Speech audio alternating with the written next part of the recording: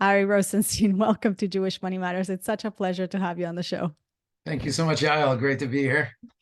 We've been talking, Ari, about your latest project, LifeShare, for a while. I think the first time that we started talking about this, I want to say it's almost a year ago. It could be, right? Yeah, And you've launched this project last quarter of 2023, despite the war, which we can get into a little bit later on. You're the co-founder of LifeShare. LifeShare is a community-based peer-to-peer financial security. I don't even know yet how to describe it. You're going to help us really right. come to terms with this new revolutionary idea. It's all about helping each other before tragedy strikes. It's something that we could say complements life insurance, Ari, doesn't substitute it. It's also very different from different services like people might be familiar with a raving. And we'll get to all those details with you today. But what I'm really interested in, and to start as a starting point, is I want to start with the personal impetus, Ari. Why start this project? You had a career, this is something that you started on the side, you're a father, you're a grandfather. What was it that moved you so deeply that you got immersed into what is now LifeShare? Right. Great question. My background has always been in sales and marketing. I like to talk. I like to present. I'm very comfortable speaking in public. So when I went to Yeshiva University and majored in communications, got married, moved off to California, and my father-in-law was a big businessman. And I worked for him. I worked in various companies in different capacities in sales. I became the VP of sales, eventually made Aliyah. And life was growing really well, and I was not looking for a change in a career. I was, very comfortable in my parnasa, work-life balance, living at home, working out of my home office. And then about a year ago, somebody approached me with more than a year ago, maybe 2 years ago, with this idea of making this community project. And at the time, I really, really wasn't interested in. I didn't feel I was an entrepreneur at heart. I had, like I said, always just been an employee, maybe an executive, but never really took on my own initiative Risk. and my own. Yeah. And I was happy, and things I was learning, and I had my kids, and everything was good. Um, and I don't know, to this day, I don't know. There's a phrase in Hebrew saying a juk barosh, which means like Hashem put some bug in my head. Mm, And I said, maybe there's more to my life. Maybe there's more I can contribute to Klal Yisrael. Maybe there's more I have to offer than just being an employee my whole life, sitting at a computer and doing sales and marketing. Like, maybe there's more out there. So my friend approached me with this idea. And the impetus, I think, was a constant flow of these campaigns, these orphan campaigns, these GoFundMe campaigns. And, you know, some people have the reaction of like, why don't these people have life insurance, or why are they turning on the community?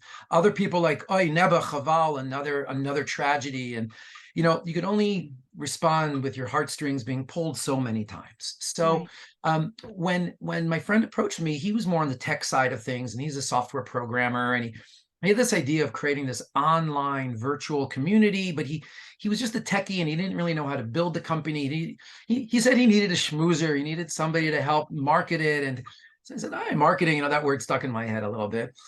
But just put the whole thing together. So, I said, let me think about it. And long story short, I just started working with it on the side, and it just became, it was a side thing. I was still working for my father-in-law's businesses, and I was doing marketing. Everything was fine.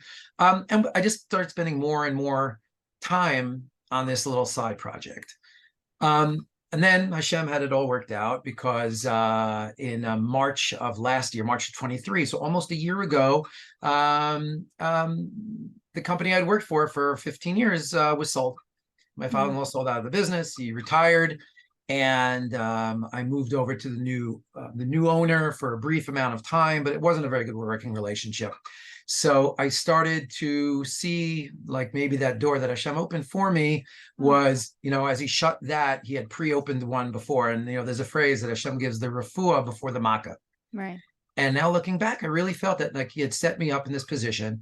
It was a side project. It was something I thought could really be helpful for the community. I was just really doing this for my friend to help launch this initiative, but I never imagined, I didn't know that it would ever become a full-time thing. So when I was let go, it was Erev Rosh Hashanah. It was literally 2 weeks before Rosh Hashanah this past Wow. year.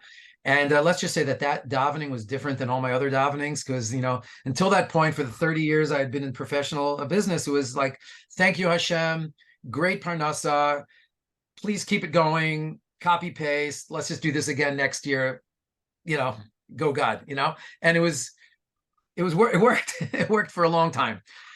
This year I lost my job, and all of a sudden I actually became that entrepreneur that I never thought I would be, that I never Hmm. expected to be and never anticipated. And it was exciting.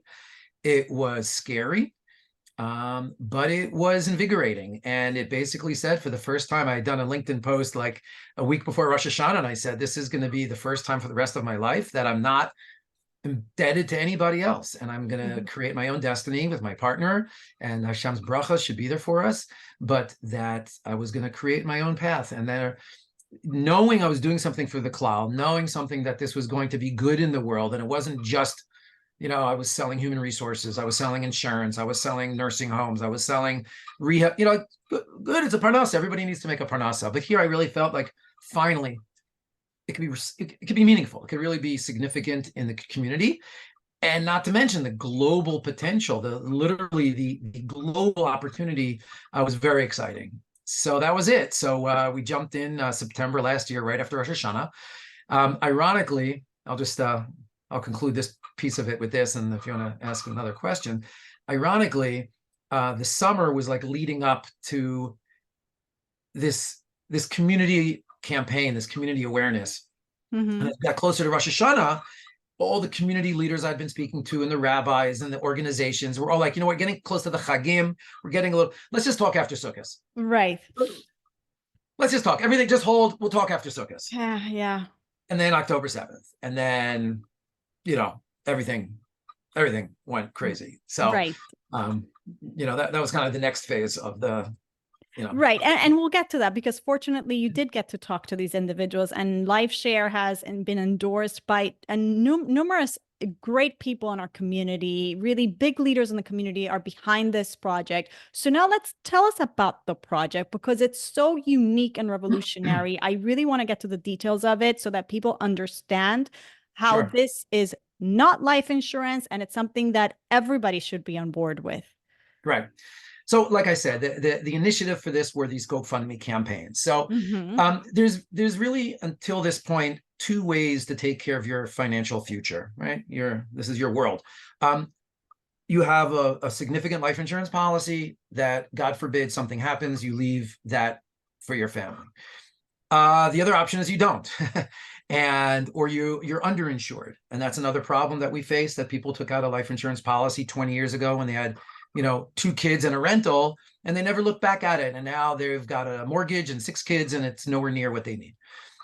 So the only other option is then, God forbid, if somebody passes away, the community has to come together, and the rabbi needs to get a parlor meeting of askanim in the community, or you go a GoFundMe, and there's this like scramble to raise the funds. Hmm.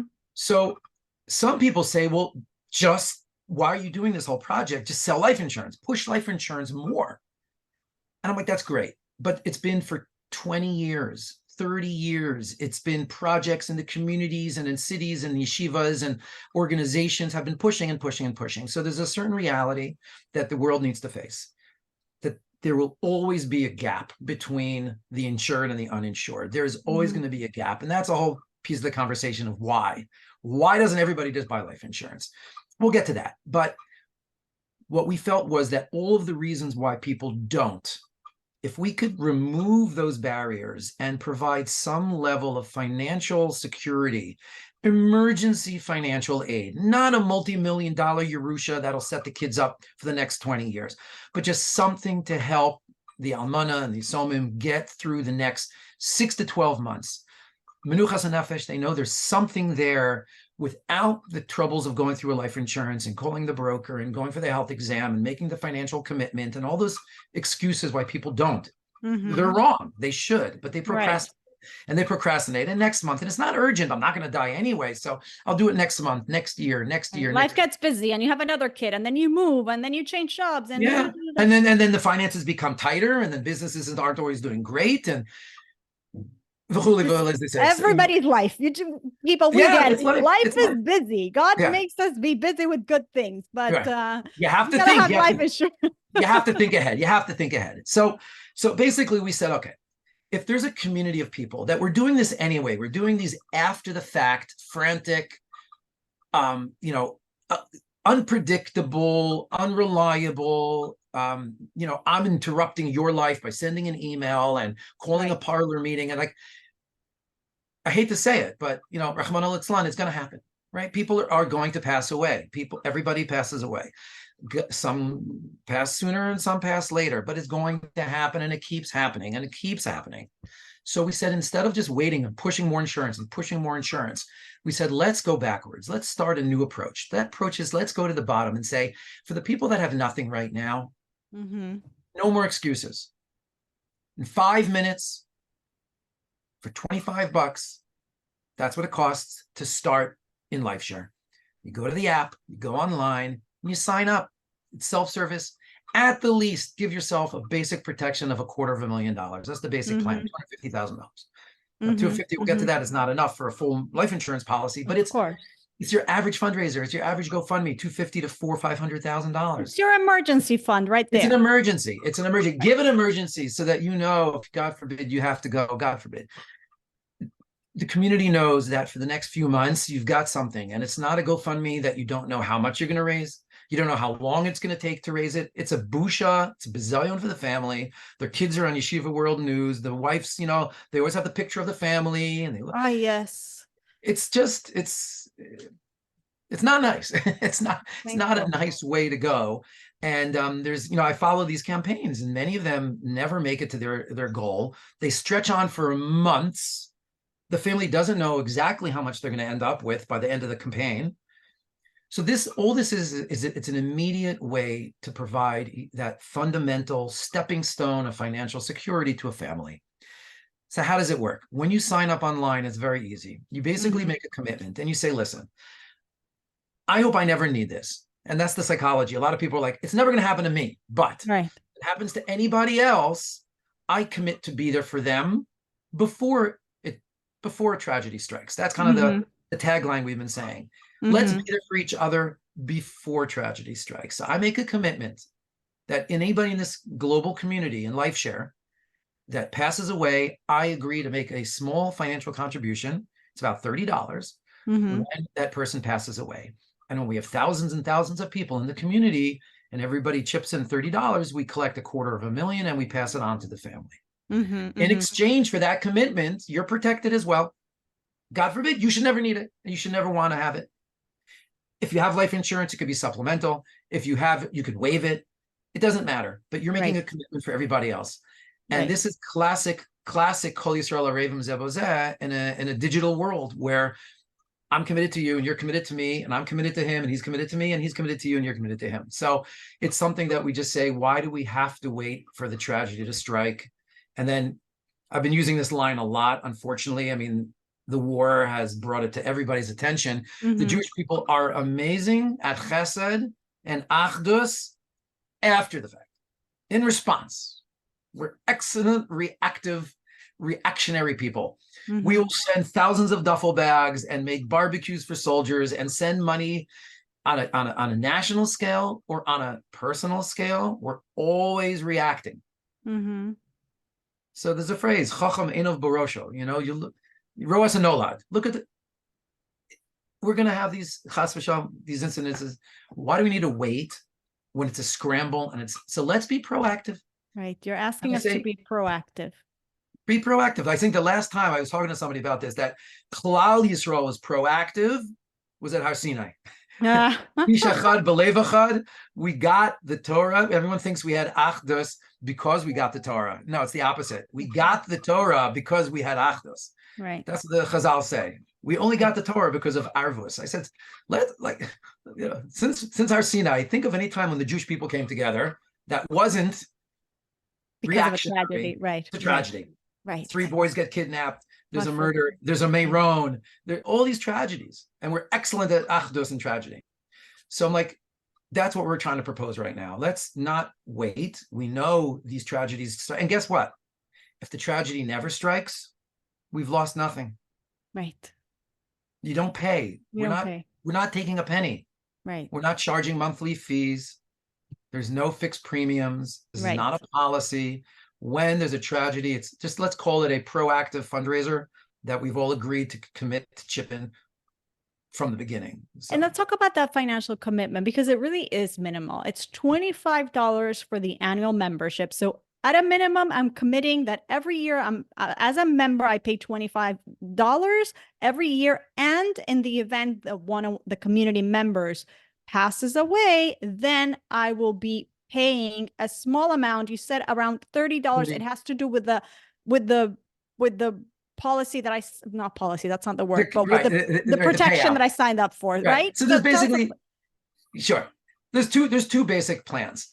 There's a very, very basic one, which is $100,000. Now, 100,000 is really nothing, but for listen, in Israel, and I'll tell you about this in a moment, the Chayalim, the soldier campaign, but for a young newlywed couple with one kid or no kids, $100,000, especially in Israel, where a salary, $30,000-$40,000 salary is very acceptable. That could be a couple of years of support.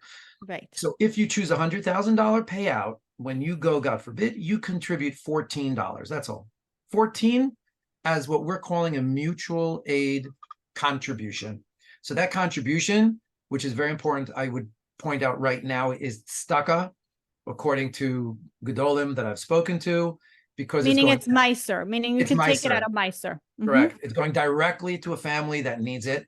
I don't get the whole sacrifice Weiss. The question I proposed to him was, well, what if it's a rich family and they're in the community and they have a multi-million-dollar policy and that father or mother goes and the community chips in to give them the money? So why is that Meiser? If they don't need it, they're not a poor family. Why would that be considered tzedakah? So Rav Ashweiz had a very brilliant insight. He says that by and large, the average family that will be in this program to take money out needs that money. Right. And any individual death, which we wouldn't share the name of the family anyway. Right. I don't know who I'm giving those $14 He says you can rely on the fact that every family that takes it needs it, and you can count it as Meiser. So yes, I get that. Yeah, I get that. I really do. Now, but to clarify for everybody, my membership is not my Meiser because, again, my membership includes that I'm signing up to get that $100,000 plan or $250,000 plan, whichever I choose. But what I pay as a mutual aid commitment, that really is Meiser. Right. Your membership is $25. So that's, yes. Right. But yes, that 25 is just your membership. That just goes to keep the company running, software and marketing. Okay. The actual mutual aid payment, the $14, or if you select a $250,000 payout, which is what most people are choosing, that's $32. All right. So $32, if you do the math, it's basically communities of about 7,000 people, around 7,400 people. Okay. That gives you the 32. Now, it's never going to be exactly that number. So if, as the communities grow, we're simply going to be collecting from the number of people that we need to collect the 250,000. As communities grow to 8, 9, 10,000, God willing, Mirz Hashem, then we're going to split it into smaller communities, and then they're going to be their own standalone communities. So again, as we launch, it's a global Jewish community. As it grows, our vision is to have a New York community, a Boca Raton, Miami community, a Los Angeles community, an Israel community. It could be geographic, it could be demographic, it could be a Chabad community. It can be, I was talking with Eli Beer from United Hatzalah, again, before October 7th, to make a Hatzalah community for Hatzalah members and spouses and family members. They're there for one another. Again, we'll talk about the soldier community in a minute. But those contributions go directly to the family. They're counted as tzedakah. We don't hold money. We're not investing money. We're not playing with money. It's not a Ponzi scheme. It's not an investment. We have zero balance. If there's a death, we charge and we pay. And so yes, so it's not life insurance, it's not a substitute for life insurance, it's not and by the way, now that you mentioned the investment, I just want to clarify, when Ari and I talk about life insurance, we for the most part mean just like a simple term insurance policy, no investment, no whole life insurance policies, none of that. You've heard me talk about this on the show. Okay, so it's not a substitute for that. You've given us the details. We put $25 down, then depending on the plan that we choose, we're either going to be contributing $14 or $32. And you've had your actuaries, your geniuses over there in Israel do the whole math Yeah. and determine that you need 7,000 members in a community.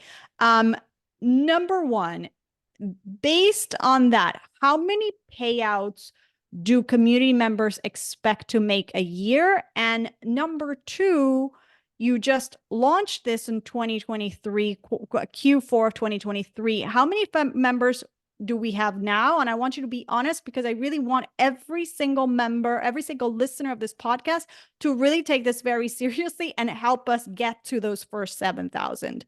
Right. Okay. So let's go to the first question. So the entire platform, the entire program was based on projections. I hate to say it, but mortality rates, Right.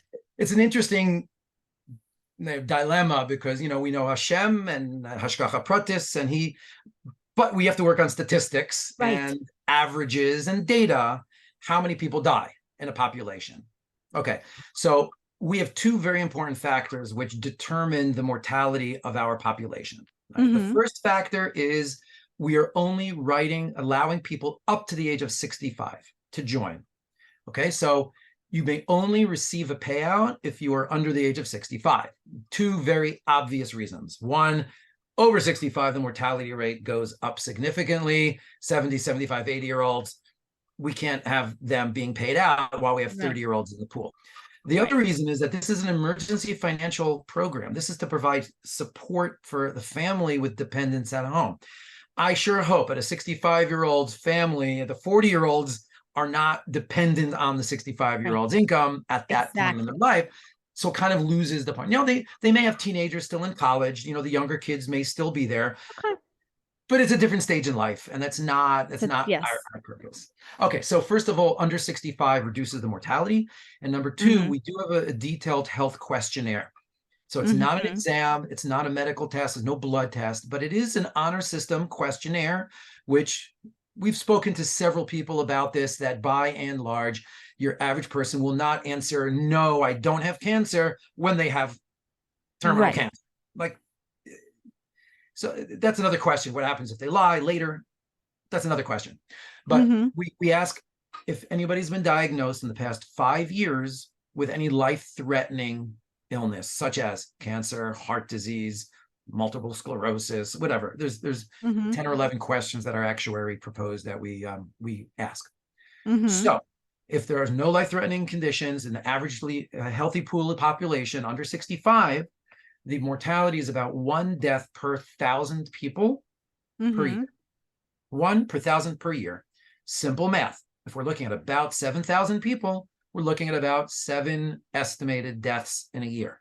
On average, again, we're talking about 40, 50, 60-year-olds. So those types of deaths, again, God forbid, they're the unexpected, the accidents, the aneurysms, the heart attacks, the crash, like things that are not an 80-year-old that dies from old age. It's something that's an emergency that, again, the family wouldn't expect. The guy's 45. We heard so many of these stories that, God forbid, they pass away, unexpected heart attack. How did that happen? They didn't have life insurance. Now they've got 5 kids at home, right? So out of 1,000, 7 deaths a year. It's one every other month, a few times a year. It's not every month.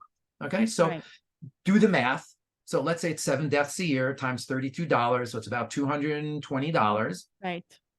Plus 25 for the membership. It's $250 a year. Paid out in small little $30 increments. It's really, really and helping many quote unquote campaigns. Whereas you might have probably contributed to one campaign $250. Exactly. But not every campaign that comes our way, unfortunately, we contribute to, because we do have other tzedakah responsibilities. So I want to comment on that point. That's a very, very important point. I was once speaking to a businessman about this project. And he actually said to me, you don't understand what you have here. I said, okay, what do you mean? He says all business people are looking for a return on investment, right? If you've got Right. $1,000 to invest, you don't want to put it away in 10 years and take out $1,000. That's not an investment. That's a one-to-one. So I propose like this. Let's say, I'll use easy numbers. Let's say it's $300 a year that you'll be paying to be part of this community, regardless of your may you live to Ad Mea V'Esrin, but you're going to give Exactly. $300. Okay. So he says, if you have Right. $1,000 to give to a GoFundMe campaign once a year, that's pretty nice. Once a year, you're going to give $1,000 or $500 two times to do. So what is the return on your tzedakah investment? It's 1-to-1. I had One to one. $1,000 of Right. tzedakah. I gave it one time to one family. That's what I got out of it. He said, look at your model. If you have $1,000 to give, that means you could support, you could sponsor, we'll talk about sponsorship in a minute. You could sponsor three families. You could sponsor three families at $300 a year. Right. Equivalent to $750,000 because each family is 250, Right. 250, 250. So Right. your $1,000 is generating $750,000 Right. of financial security. God forbid those families should go, they get $250,000 instead of year one. Right. So looking at it that way, and it's tzedakah, of course, every payment is tzedakah. I think the biggest challenge is just making the awareness and the understanding of how it works. But the numbers are very, very small. It's really is a no-brainer. And given, like you told us before, that the barriers to entry and any resistance that we might have, like you described our busy lifestyles before, you've reduced significantly. You just mentioned, okay, there's a questionnaire, but people, come on, everything has a little questionnaire, right? I've done the testing 100 times. It takes 5 minutes. It takes 5 minutes on your phone, like while you're in bed. You could sign up. It's very right. It can't get any easier than that. Now, I'm really curious about the sponsorships. I think this is a beautiful aspect of this. How does it work? I'm particularly very interested about in sponsoring an institution, let's say the Hanhala of your local yeshiva or day school. I mean, there's all sorts of different ways that we could, use LifeShare in a way that really helps our community. So talk to us a little bit about that. Sure. There is an expectation that there are always going to be families that can't afford life insurance. All right. So as much as you ask and request, and I've spoken to many institutions, many organizations, many askanim with all these ideas of how to provide life insurance and chip in on the premiums and to get discounts from it. At the end of the day, they still need to go through the sign-up process, and they're making a 30-year commitment. Let's talk about 30-year term life insurance, right? That's 30 years times 12 payments. Again, psychologically, I'm never going to need it. So in this program, we say, let's take a backwards approach. Let's say you've got a hanhala or a mechanchem or a school or a staff or local tzedakah organizations that support families. They just can't afford life insurance. They just can't. So I've gone to many organizations, whether it's Achiezer in the 5 towns or JFS, Jewish Family Services in New Jersey, or local Kupa Shel Tzedakah in Beit Shemesh. And we said, if a family would pass away, a breadwinner in your community support would pass away, how much support would you need to gather in order to now take care of that family, right? So there's hundreds of families, and each community has it. So recognizing that not everybody is going to be able to afford it, and that, God forbid, should they die, we're going to the communities and we're simply saying, support your local community, support your local institutions, support your local yeshiva. So by sponsoring a member, same exact cost. So you want to sponsor your son's Rebbe in Cheder. It's $25.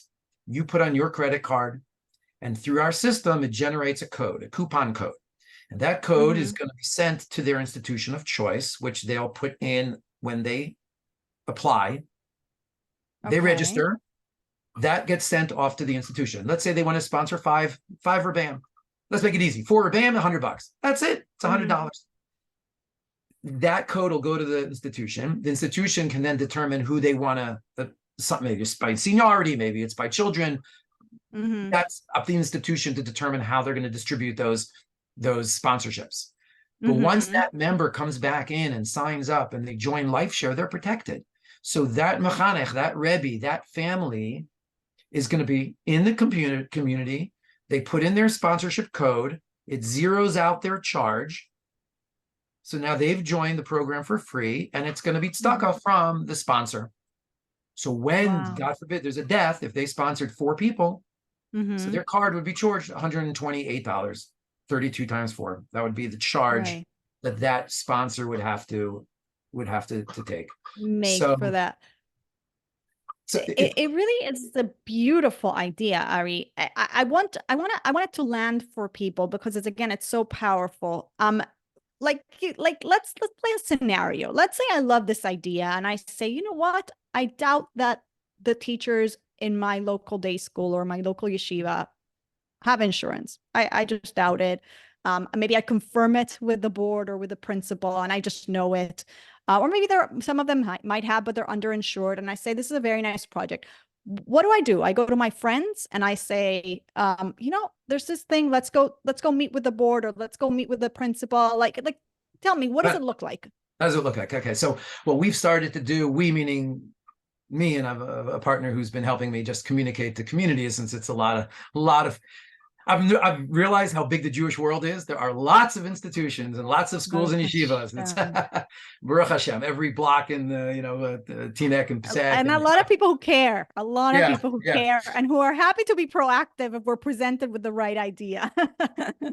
So we've gone to the institutions and we spoke to the head of school, or the manahal, the principal, and we basically asked them to communicate to their families that they are now participating in a new initiative called LifeShare to provide emergency financial support, God forbid, in the event that somebody passes away, and that they encourage their parent body to sponsor a teacher, to sponsor a rebbe. That coming from the top becomes very powerful, because now the school itself says, we are not that they're endorsing us or they're even supporting us. They're in the program. They're the recipients of the program.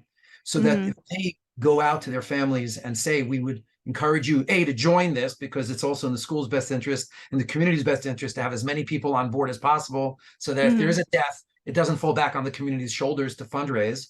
So the community, but B, to support and sponsor their teachers.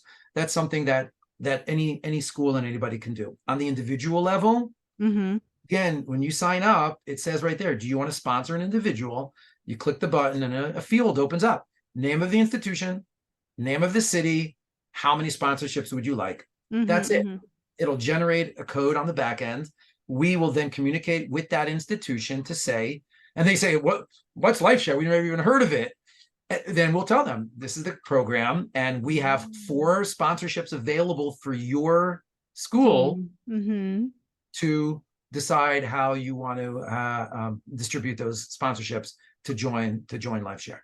Other schools have looked at the cost of sponsoring all of their staff, paying the $25, let's say, and then asking the teacher to cover the $32 payment. Again, it's very small. It's just human nature to procrastinate. Right. To get the process. What I'm hearing is, we don't even need to ask the school to make the financial commitment. We, the parent body, can make it for the school by sponsoring the school and starting to pull money so that their staff could get to be in the LifeShare program. That's the most skeptical response I get when I contact a school is like, so what do you want from us? Exactly. And I'm like, no, it's what do you want from me? And I'm trying to I'm not raising money from you. I'm not asking you for any commitment. All I'm asking you is to communicate to your parent body. It's a new concept. It's a new program.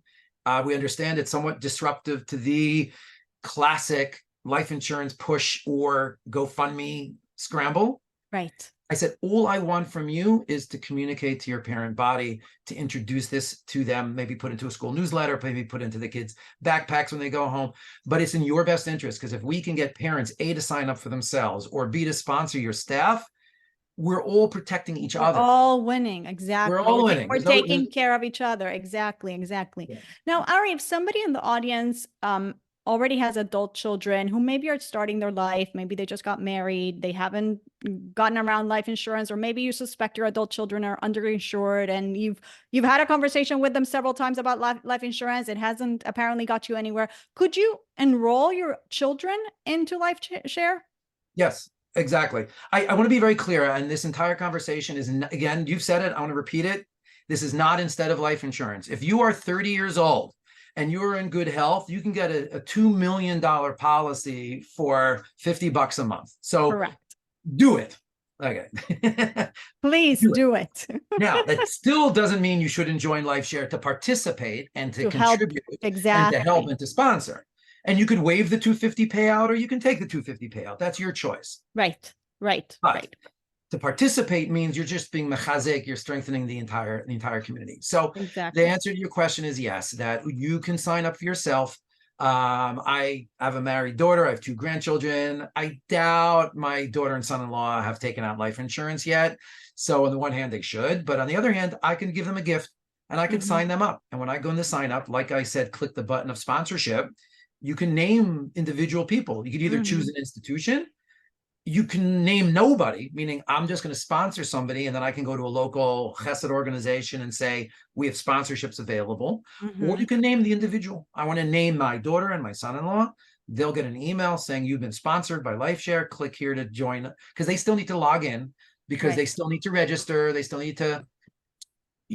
I can't sign you up. Right. I could pay for you, but you need to assign beneficiaries. God forbid you go, who gets your money? Exactly. You need to answer your health. I can't, God, I don't want to say me, but you can't sponsor your child who has cancer. God forbid.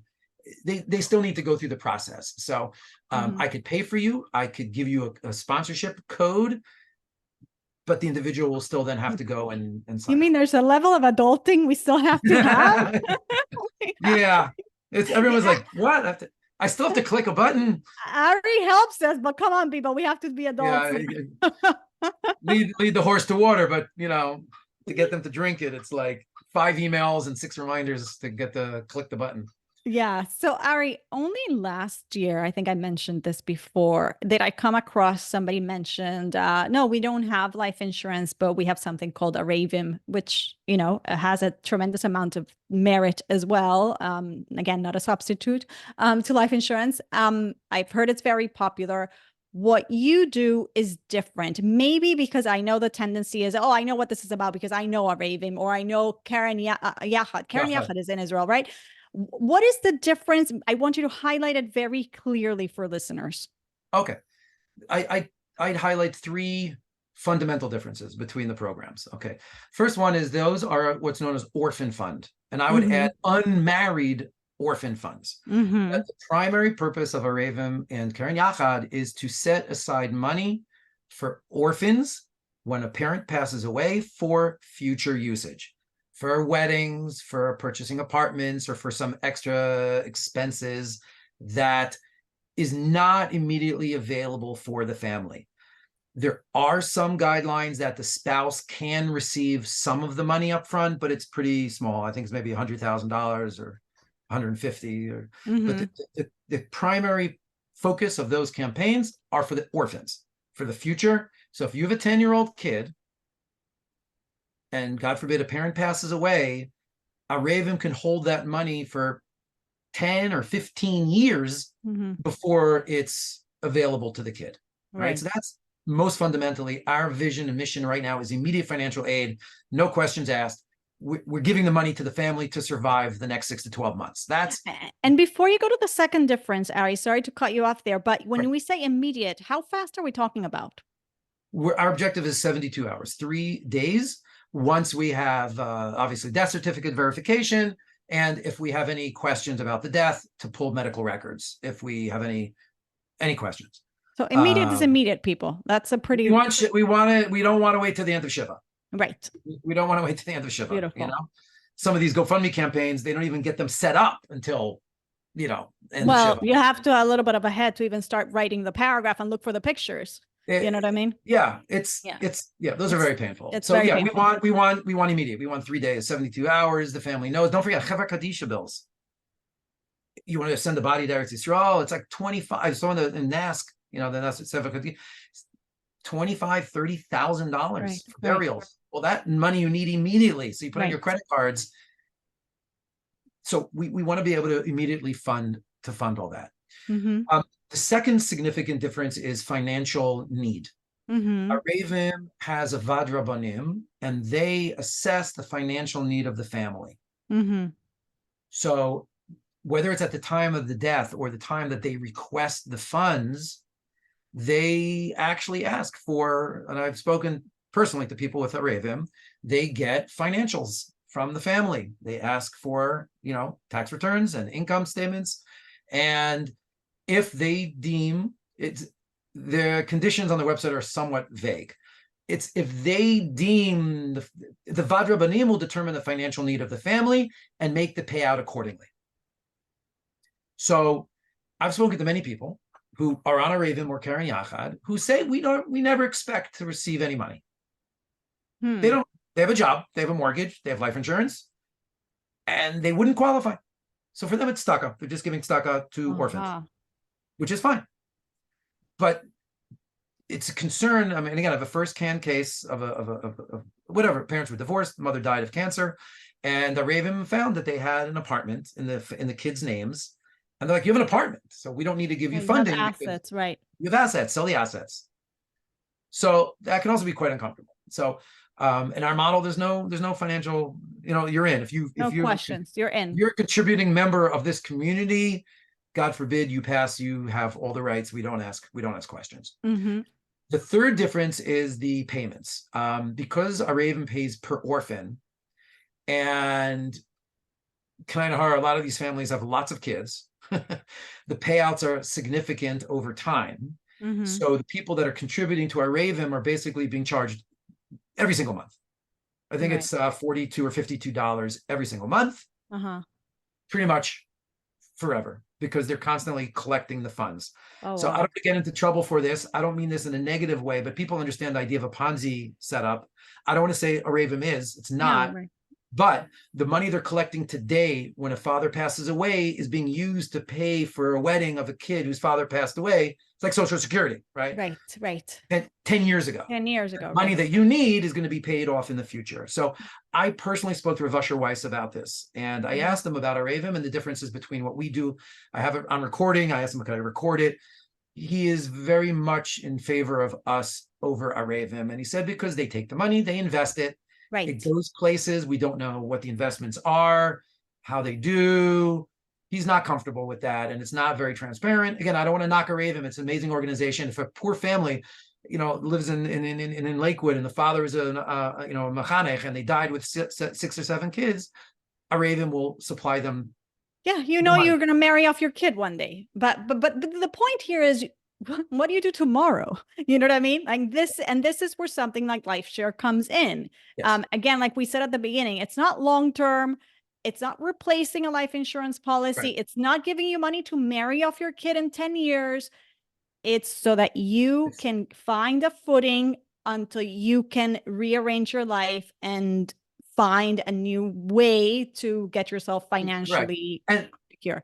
Correct. And the 250, I just want to point out, we've spoken to two different accountants. It's tax-free. I mean, it's considered a gift, primarily because it's coming from thousands of sources of $30. Nice. We're just aggregating it and giving it, but we aren't making a $250,000 payment. We're aggregating. So it's tax-free. So if you do the math, $350,000, $400,000 gross income nets you the 250. That's pretty, even in America, $400,000 salary is not a bad income for a family to live on for the year. So right. No. Again, it's really not $1 million. It's not $2 million. It's not. Right. But it provides the basic sources that we want to alleviate the pressure from the community, alleviate the pressure from the family, give them a stepping stone, and just know that they've got something coming to them immediately, God forbid. And all those years that they've contributing, and this is also something fascinating about life insurance that I guess I'll address the the elephant in the room is like, why don't people just buy life insurance? Just go buy life insurance, right? So, yeah, seriously, tell us. Just go buy life. So, and I'm not excusing why you shouldn't. I'm saying why people don't. And I think the reason is because we wish everybody Ad Me'ah V'Esrim Shana, right? And we mean it. We never want to think about, I want to talk about the soldier program in a moment. We never want to, like, al tiftach peh, right? We don't want to talk about dying and the famous question of ishtadlos and bitachon, and we know all that. But I'm not really going to die. So, okay, it's the responsible thing to do. So I'm 30 years old. I'll take a 30-year term life. I know I'm going to pay 30 years of premiums and they're just going to go to the insurance company's profit and I'm never going to see it. What a waste of money. I use my health insurance. I'll use my homeowner's insurance. I'll use my car insurance. I'm never going to use my life insurance. Mm-hmm. Okay. In our model, Mirz Hashem, you live to 65 and you outlived your community. You can look back on 30 years of tzedakah. It's beautiful. You haven't profited an insurance company. You haven't wasted a penny. The only time we've charged your card is if a family needs that money and a father passed or a mother passed. And if they pass away and you've paid that money, you don't begrudge. I've helped families for 30 years. So it's a very, very different attitude of being involved in the community, supporting families. $30, no one feels that. It's a brunch. It's a brunch at Starbucks. Like it's nothing. Not even, right. Nothing. It's nothing, but it's tzedakah, and it goes to those families. So I think again, that's one of the big psychological differences we're trying to promote here. That don't think you're going to look back and think you've wasted your money. It's beautiful. Let's talk about the Chayal initiative. Suggest a Chayal initiative. What is that all about? Okay, so we had to take a step back, obviously, once the war happened and the entire world was focused on Israel and the displaced families and the Chayalim. Over the last couple of weeks, two Chayalim, I don't have to say the names, but two reservists, Miluim, two reservists with wives and children passed away. And the families started GoFundMe campaigns. They started GoFundMe campaigns because this situation, they didn't have a sufficient life. I don't know if they had it all. I don't know the family's situation, but they obviously needed the money. One was literally GoFundMe and one was go through another organization, and they needed to raise money. So I was talking with my partner and I said, we've stayed away from the war, like not to touch it. But I said, you know what? The need of somebody going to put their lives on the line in order to protect us, to protect Klal Yisrael. Yes, duffel bags and beef jerky and barbecues are wonderful and they're needed, and we need the chizuk, and then we, as we say in Israel, the idud, the support. Yes.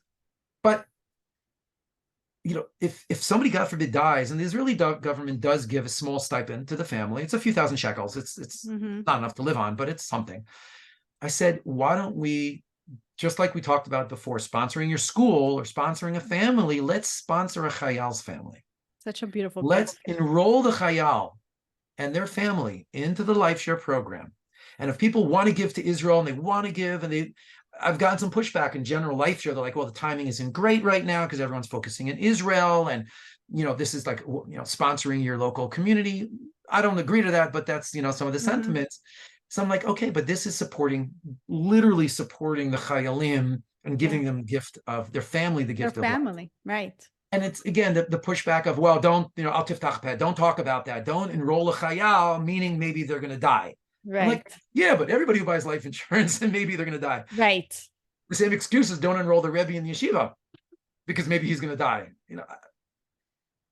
We have to face the reality that people are dying. And ironically, the statistics of the Chayalim dying is lower than your average population, because we have now hundreds of thousands of active soldiers. And I mean, I don't want to say chas v'shalom, only 200 soldiers have died, but statistically, it's very, very, very small compared to your average heart attacks and car crashes and drownings and aneurysms.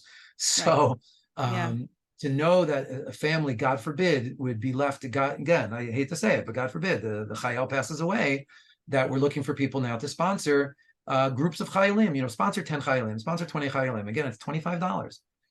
To get them in the community. It's really such a beautiful gift that you can do. That it's really so amazing. So I have a few more questions, and one I don't want to forget, so I'm making a note here. But before I get to that one, because it's left over from before, I want to talk about bitachon a little bit, Ari, because you just mentioned before ishtadlus. your own journey as we started this conversation of really seeing, oh, maybe Hashem really wants me to do this. I Right. do remember from a friend of ours that you are a student of Bitachon. You've been learning Bitachon, I think, for a while already with texts like the Gate of Trust and maybe others. And so I'm sure that impact that really had Yeah. a strong influence on the decision and how this change of being 15 years working for somebody and getting your paycheck and now being on your own, I'm sure it had an impact. Now, you probably have heard, I hear it all the time.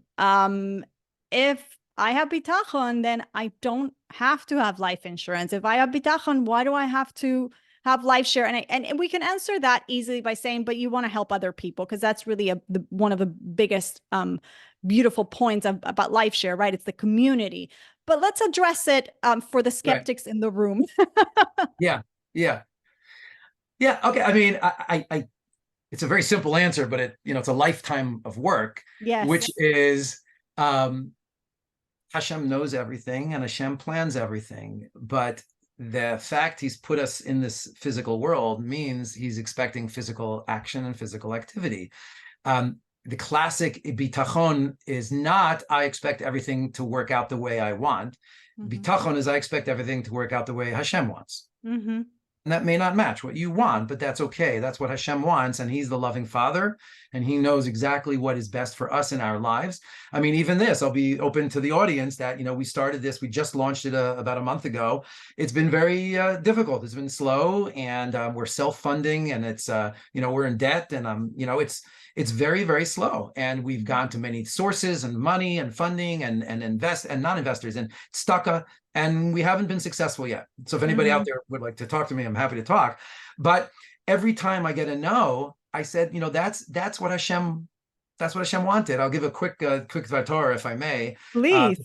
From Parsha Shemot just a few weeks ago, when the Meforshim asked, everyone was in Mitzrayim. We're seeing this. Let's say today, how are we going to get out of this mess? Right. There's no clear answer to this mess. Ad Yemos Mashiach. We don't know. Mitzrayim, Bnei Israel, 200 years in Shibud. How are we getting out of this? There's no way out. And then all of a sudden, Moshe is born, to Amram and Yocheved, the Gedolei Hador, and this boy, the son of Moshe Feinstein, ends up in the White House. He ends up and everyone's like, this is it. This is the Geula. Obviously, Moshe's going to grow up. Power's going to die. Moshe will become the king, and he'll let us free. And what happens? Moshe gets chased away for 60 years. He doesn't come back. And they're like, well, that didn't work out the way we expected. That was like such an easy geula. Hashem had it right there. Who's writing the script? This is not the way it's going to play out. Like, it's supposed to Hashem play out. blew it. Like, what did you blew it? And then Moshe comes back and he, pakod yifkod, and everybody says, oh, he's back. And they believe, they do the simanim. And then what happens? Paro's like, get out of here. More hay, more tzara, kotzer ruach. And they're like, this is not the script. So the Meforshim ask, why? Why is Hashem playing games with Bnei Israel's emotions? Why is he doing that? So it's to teach the lesson that we're living in today, which is that the script of the world and the script of our lives is not the way we think it should go. It's the way Hashem is building Emunah. And every time there's a dip and there's a challenge and there's a hurdle, it's another way to be mechazik that Emunah, to say, I'm going to believe despite, I'm going to overcome it despite. It doesn't mean it has to go the way we expect it to go.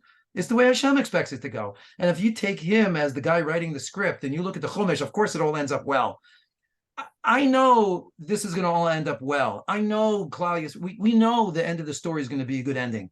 How many twists and turns it takes along the way, I don't know. But in everybody's life, I think that's how bitachon and hishtadlus go together. You need to do everything you need to do to be successful. But whatever turn Hashem takes you on, trust him that he's got the script. And he knows where you're going to end up, and you don't need to worry about it. Just keep doing what you're doing, and one way or another, we'll talk next year, and we'll see where we are. Exactly. I mean, it's a challenge, but yeah, it's the a yid can plan. A yid shouldn't worry. You can plan. You can buy your life insurance. You can do it. You don't have to worry. Now, no. I'll add something to this beautiful message you just gave us connected to life insurance. There's also it's all, like you just said, you open the Chumash, you see the end of the story, you know it all worked out, right? It's all going to work out for us too. The question that sometimes we have to ask ourselves, not sometimes, all the time, where do you want, what role do you want to play here? Because Mm, if you're joining something like LifeShare, you are now in the agent, you're in the active participation of that geula for those families, right? So right. do you want to Very be good point. passive, or do you want to be a participant in bringing geula for those families, which ultimately means geula for everybody else? So just to tie Right. it in a little bit to LifeShare, because again, I just think it's such a powerful platform. Yeah. Ari, I want to ask, I didn't preempt you, but I do this with almost all my interviews, so I hope you don't mind. I Sure. usually end the show with what I call Jewish Money Matters fill in the blanks. And this is the part of the show where I'll give you an open-ended sentence and you'll finish it with the first thing that comes to mind. Are you up for that? Okay. All right. Let's play the game. Okay. And then I will ask you my other question that I keep making a note and I keep forgetting. Okay. So let's do Jewish Money Matters fill in the blanks, and then I'll get to my other question. When I give Meiser or Tzedakah, I like to give to So my son-in-law learns in Kolo, and uh-huh. my grand the father of my two grandkids. So as long as he can continue to learn, and I get this chus of having him learning, Wow. and so I support my daughter and my son-in-law. But I give to local institutions. I know you had Donnie Fine on the show, and I give to his tzedakah. I'll say mitzvah opportunity.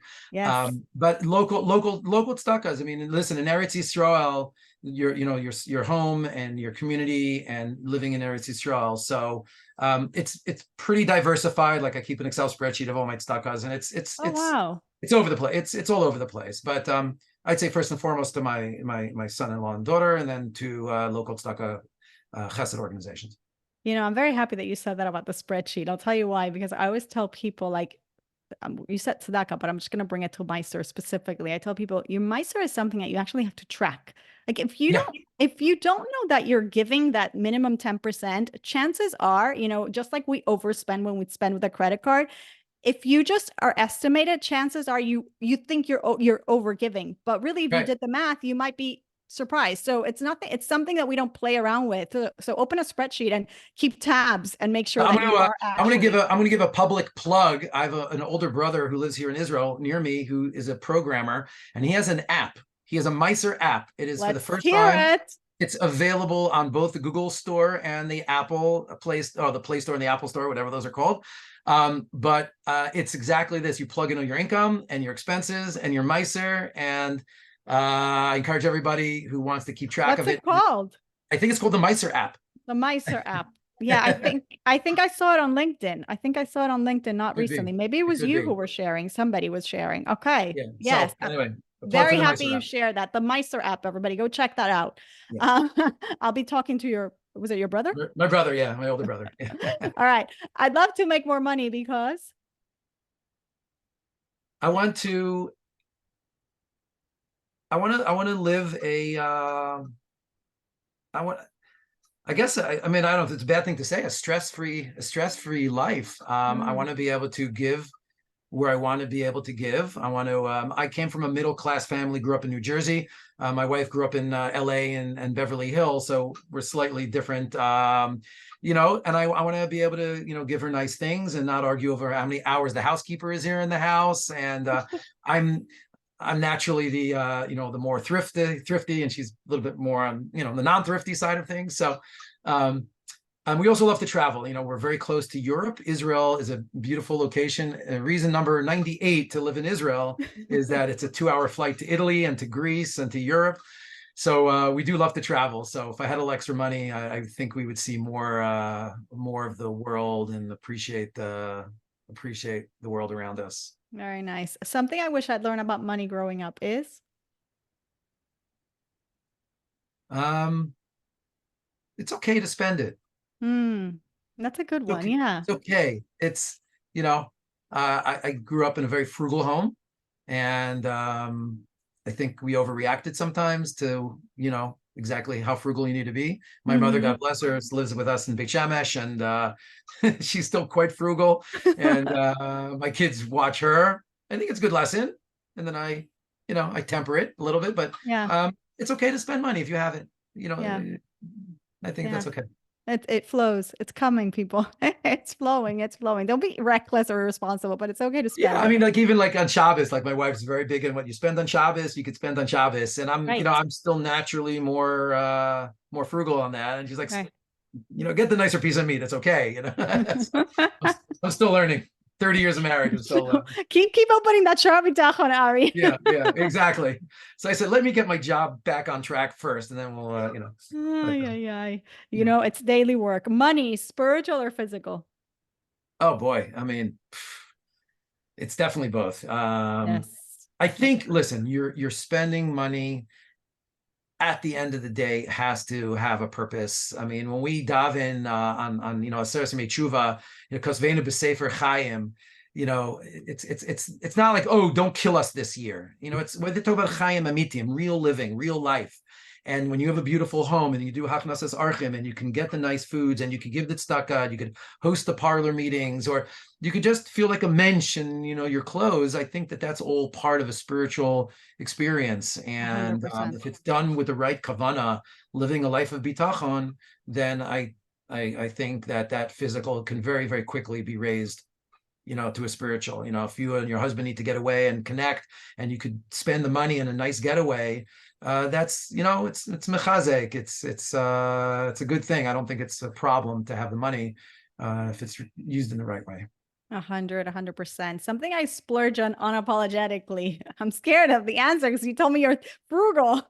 There has to be No, something, Ari. unapologetically, I am frugal. I would.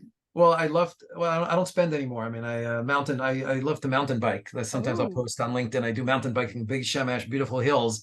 So I do have an expensive bicycle, but I've had it for like 8 years. So I oh, splurged 8 years ago. But I'm traveling. Maybe again, if we would travel, I would spend my money on. We love the world. We love nature. We were in the Dolomites and just love to travel. So if I had money to nice. spend, I'd Very probably nice. Very nice. Today, I'm most grateful for. my family, beautiful kids. My wife and I celebrated our 30th anniversary, and we invited Wow. thank you, our kids and our grandkids were here for Shabbos, and they made a beautiful Shabbos for us. They cooked and prepared, and they made a malava malka, and we're just like, I don't know about anything going on right now. They all live nearby. They all live in Israel. They all live near us, and we're very, very grateful for our family. Nachas, nachas. My husband says we're like, this is the life. Grandparents, like, this is what we have to look forward to. It's amazing. I'll post the pictures of my grandkids. They could be booba dolls. It's And good. finally, Ari Rosenstein, I believe Jewish money matters because. Hashem's given us an achrayus in the world, and money does make the world go round. It does, Mm, and if you're living a life of poverty and stress and tiruf hadas, and you don't have comfort to focus on your avodas Hashem and on chesed, it's a you read these stories of people that it's money matters because you need it to be does. able to live a life of avodas Hashem, and by having the money properly used and focused in the right way, I think you become a better Jew. I think you're able to focus your avodas Hashem in a more calm and comforting way. Beautiful answer. And you're definitely helping us do that with LifeShare, allowing us to not just protect our families in the event of tragedy, but really help others have that tranquility in what could be a very tense and trying situation. Before Yeah. you tell us, Ari, where we can enroll, where we can sponsor somebody, et cetera, I do want to ask you about current membership because I know we want to get to these first Oh, right. 7,000 members. How far are we? I really want everybody to really look into this, consult with their partner, their spouse, and really get on board with us in this Right. program.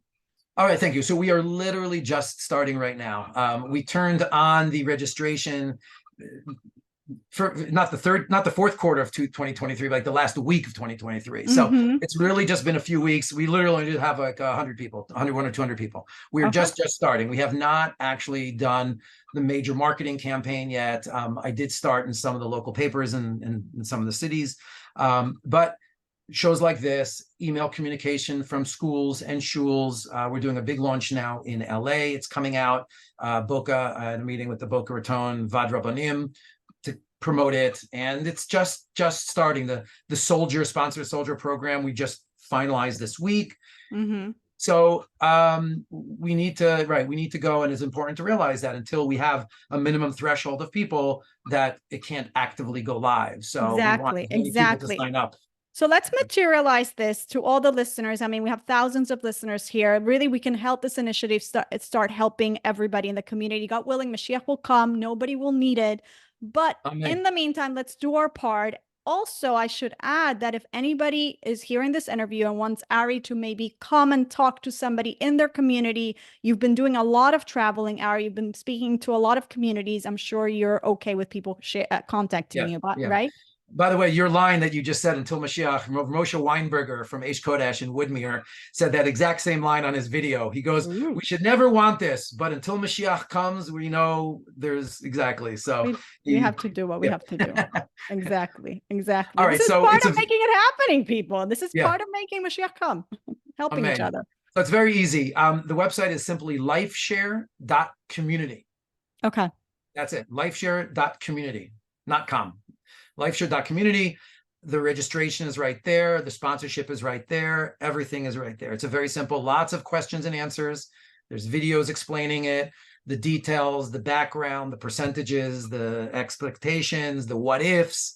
Are we an insurance company? How do we differentiate from our Ravim? All the questions are there.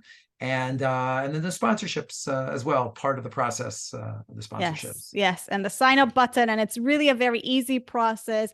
Ari, thank you. Ari, thank you so much for everything that you're doing. This is a phenomenal project. I wish you continued at Slacha. And Amen. Thank you. really, I'm looking forward to seeing the growth of this beautiful project. Thank you Again, so until much. Really Mashiach appreciate the comes. opportunity to talk about it. And like you just said, we should never need it, but if we do need it, we should all be there for each other. So thank Thank you you, so much. Ari. Thank you. Okay, bye.